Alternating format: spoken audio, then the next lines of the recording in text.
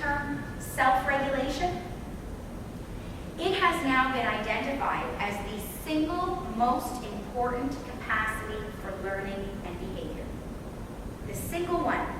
So if you want your students to have anything in life, you want them to be able to self-regulate their nervous system. And what that means is you want when they experience a sympathetic response, you want their body to have that natural capacity to relax them again and bring them back down into what's called a zone of optimal arousal. Now we're going to get into interventions because this is what needs to happen for our students.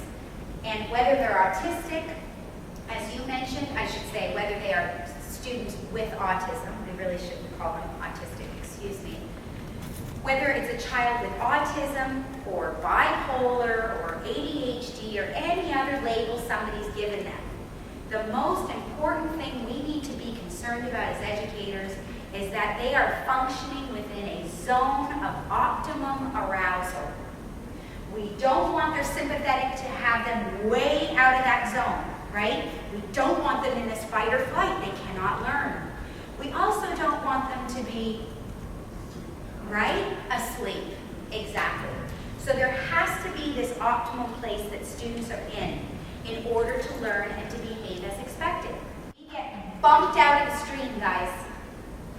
So if this is the stream of life, right, normal living, and everybody's kind of in it and doing okay, but an event happens to us and we get bumped out, it doesn't feel the same. We sort of walk around like, gosh, everybody else is getting it.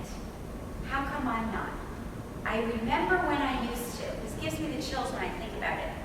I remember when I used to get it, and I was functioning, and I was doing pretty good, and I had friends, and I was excited about life, or I really enjoyed things that I did. And then, something changed. And a lot of people don't trace it back to the event. They're afraid to, right? And with our children, we don't have the courage, really. We don't take the time to trace it back to the event. But it changes us. And we then walk around, and our kids are walking around saying, everybody else is getting it but me. Okay, the main thing that I want you to take away, when he is in that overexcited state and his amygdala is firing like crazy, and he's in survival mode, and his neocortex is shut down, he cannot process any words at all. So what you need to do is not use any. Because what words do is they keep him in the over-aroused pattern. It's like an intrusion. There's words coming in and they're bouncing off his head and he can't process them. And what they do is they interfere with what the body's trying to do naturally, which is to come down from the event. So he's in sensation mode. Remember that. Everything you do has to be about sensations. It's why kids with autism, who really are in that mode a lot, it's why what works with autistic kids? Sensory stuff. It's all sensory. So anything that you can do that has to do with feeling, seeing, hearing, smelling, sensing, that is what brings, that's the language that he speaks. That's the language that these traumatized kids speak. So we need to learn to communicate with them through sensations. You want to be in this zone. This is where learning and appropriate behavior are possible. This is where they're possible. Not possible out here or down there. So what's our job as educators when the most important thing our kids need to do is be in this zone? Is we got to get them in the zone. How do we get them in the zone? Resources. We cannot change their circumstances. What we can do is pile on to the other side of the scale. Why? Because then we're in balance, aren't we? This side is driving that sympathetic nervous system, but guess what? If we pile and pile and pile and pile those resources, whatever we can think of, whatever we can do, and we pile them on, all of a sudden, guys, doesn't this stuff get more tolerable? And want you to get from me is I'm interested in neuroscience. That's what I do, and that's what I study, and that's what I come to talk about. So when I say to you that it creates a greater balance, I don't mean psychologically. When I say, gosh, that helps us tolerate it, doesn't it? I don't mean psychological tolerance. I mean your brain is changed.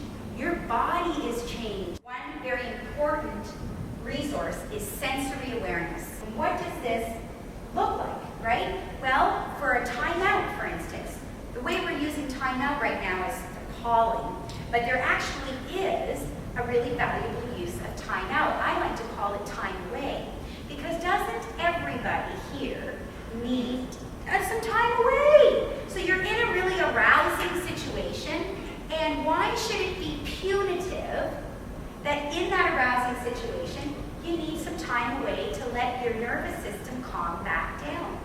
Sensations are so important because if we can help give kids the language of I'm hot, I'm stiff, I can feel that this is one of those times. I feel it in my throat right now. I'm going to do something that I'm going to regret.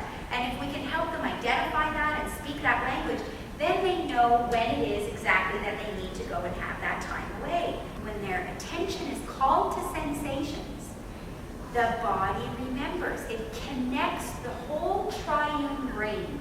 See, what we're doing right now, guys, our interventions are really focused at talking. You think that's going to help with these kids? Right? Doesn't help with these kids. Or we want to talk about feelings. Feelings is the language of the midbrain, and that helps a little bit. But until we incorporate the triune brain, until we are communicating with all three parts of that brain, especially those sensations, that's when everything comes together. That's when we can take the whole brain and move it forward. Safety. Teachers have a fabulous, fabulous opportunity to provide a relative safety for these children. How? Structure, right? The reason teachers need to have structure is because with structure comes predictability. For these students, their lives have been unpredictable. Something happened to them that came out of nowhere, and now the world is unsafe. I don't know what's going to happen around the next corner. But in a classroom, we can say, hey, when you're here, this is what happens.